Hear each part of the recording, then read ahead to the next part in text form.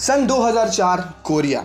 एक massage parlour चलाने वाला इंसान एक स्ट्रेंज चीज़ को नोटिस करता है कि उसके पार्लर पर काम करने वाली औरतें या लड़कियां धीरे धीरे करके गायब हो रही।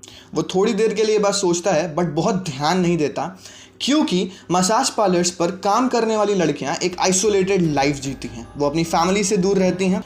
जाहिर सी बात है, सोसाइटी उन्हें एक्सेप्ट नहीं करती। मगर एक दिन ये हल्का सा शक उसका डर में बदल जाता है, क्योंकि उसके नंबर पे आती है एक कॉल। वो कॉल थी एक आदमी के पास से जो कि उसकी लड़कियों की डिमांड कर रहा था, क्योंकि उसे मसाज करानी थी। डर यहाँ पे नहीं बनना था, डर वहाँ पे बना जब उसने नोटिस किया कि ये नंबर उस लड़की का है जो कुछ चंद हफ्तों पहले गायब हुई थी। ये इंसान था यो यंग चान। लोगों को लग रहा था ये सिर्फ मसाज पार्लर की लड़कियों का किडनैपिंग का केस है, मगर किसी को नहीं पता था कि ये यो यंग चान नामक इंसान अपने साथ ला रहा है ऐसी दास्तानें जो पूरे कोरिया को डरा के रख देने वाली। 이게 한 사람이 계속 하고 다니는 연쇄 살인이구나. 두개골 함몰이라고 그러잖아요. 두개골이 함몰이 돼 있었고. 흔적을 봤어요. 살점, 피. 머리 꼭대기 올라가 있어. 수사관 누가 있는 우리 형사의 방식. 그때 말로 바퀴 한번 돌린 거죠.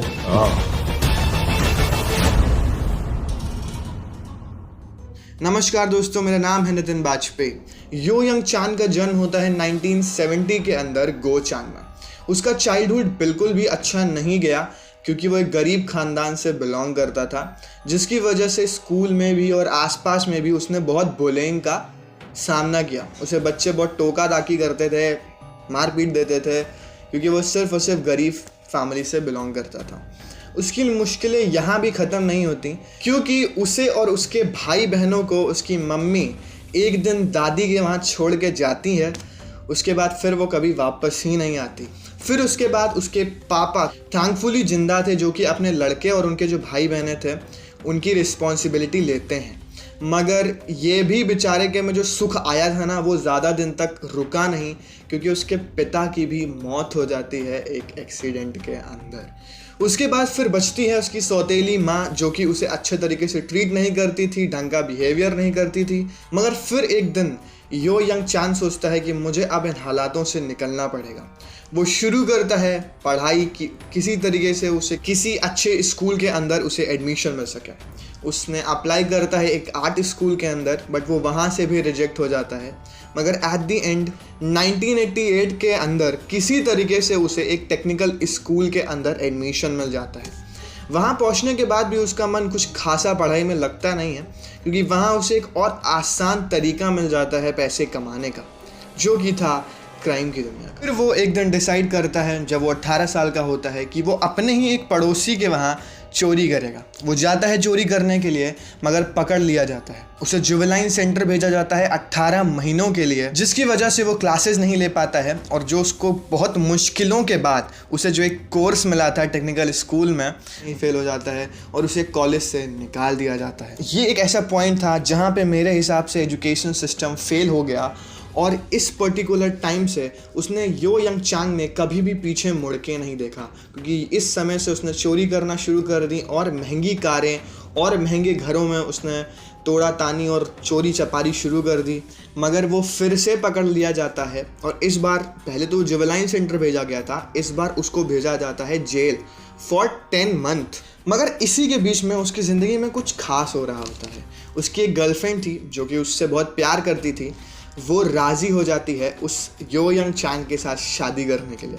इतना ख़राब पास होने के बावजूद, ये जानते हुए भी कि वो चोरी चपारी करता है, तब भी वो राज़ी हो जाती है। और इस चीज़ के लिए भी राज़ी हो जाती है कि जब तक वो बेचारा जेल में है ना, तब तक वो उसके एक बच्चे को पालेगी। भाई कहाँ मिलता है ऐसा प्यार, मुझे दिला दो। मगर 10 महीने की जेल काटने के बाद जब वो वापस आता है, उसकी गर्लफ्रेंड के आने के बावजूद, जो कि उसकी पत्नी बन चुकी है, वो तब भी नहीं रुकता। वो फिर चोरी करता है और उसे फिर 8 महीने के लिए जेल हो जाती है। उसके बाद इस इंसान को फिर से पकड़ लिया जाता है, इस बार इलीगल पोर्नोग्राफी बेचने के लिए। मगर अभी भी उसकी पत्नी उसका साथ नहीं छोड़ती है। मगर आखिरकार सन 2000 में उसकी पत्नी और उसकी पत्नी का सच्चा प्यार हार मान जाता है, जब वो पकड़ा जाता है एक 15 साल की चाइल्ड लड़की का रेप करते हुए। उसकी वाइफ फाइल कर देती है डिवोर्स के लिए, और यही पॉइंट यो यंग चांग की लाइफ में एक टर्निंग पॉइंट कहलाता है, क्योंकि ये एक ऐसा पॉइंट है जहां से यो यंग चांग ने कभी पीछे मुड़ के नहीं देखा। यहाँ से उसके कारनामे सिर्फ और सिर्फ बढ़े, और सिर्फ देश के अंदर ही नहीं, पूरे वर्ल्ड के अंदर उसे द रेन कोड किलर के नाम से जाने जाने लगा। और पूरे कोरिया के अंदर कुछ सालों तक छाया रहने वाला था एक खौफनाक मंजर। तो ये था पार्ट 1 रेनकोट किलर के ऊपर, जहां हमने मोटा मोटा इंट्रोडक्शन डिस्कस किया। कुल मिला के स्टोरी के अंदर अपन लोग फॉरवर्ड हुए हैं, मेन स्टोरी बाकी है, क्योंकि भैया मेजॉरिटी कांड तो हमारे रेनकोट किलर यानी यो चांग भैया ने बाद में किए थे, जब उनकी पत्नी उन्हें तलाक देके चली गई थी। वो स्टोरी भी डिस्कस करेंगे, उन्होंने अपनी पत्नी के साथ क्या किया वो भी डिस्कस करेंगे। मेक श्योर टू सब्सक्राइब, क्योंकि एडिटिंग से अभी उठाऊं 4-5 घंटे की एडिटिंग लगी है, दिमाग का दही हो चुका है। कोई बात नहीं, मगर कमेंट करो कमेंट बॉक्स में कमेंट करो, सब्सक्राइब करो, वीडियो लाइक करो, शेयर करो, बोलो कि एपिसोड 2 चाहिए तुम लोगों को। तब तक के लिए bye bye, see you, tata, जय हिंद, वंदे मातरम नहीं करूंगा क्योंकि वो किसी और का है, बहुत कर रहा हूं मैं। चलो ठीक है, मिलते हैं, तब तक के लिए bye bye, see you, Tata.